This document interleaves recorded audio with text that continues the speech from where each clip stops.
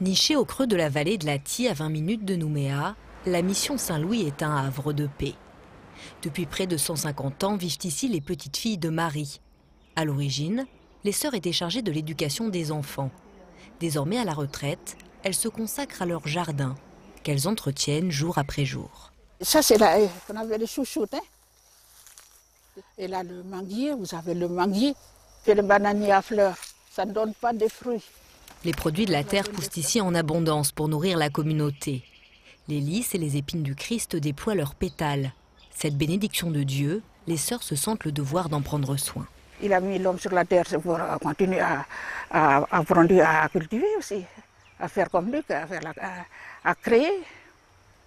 Non, c'est pas ça. C'est dit dans les Écritures. Moi, je continue le travail du Créateur. Continuer à embellir la terre, continuer à la faire fructifier, continuer à la faire produire. Continuer le travail de la création. Comme elle, sœur Marianne, sa supérieure, a souvent rendu grâce à Dieu par le travail de la terre, même si aujourd'hui ses jambes ne la portent plus. On est content aussi de travailler et puis de voir fleurir les fleurs. Et puis on pense à celui qui fait éclore les fleurs et puis qui les fait pousser parce que ça ne vient pas tout seul. Nous on met dans la terre mais il y a quelqu'un par derrière qui les fait pousser. Oui. Dans le champ de la communauté, on retrouve des tarots, des choux, des citrouilles. C'est Geneviève, en formation pour devenir religieuse, qui a pris le relais pour cette tâche devenue trop physique pour les sœurs. C'est les ignames.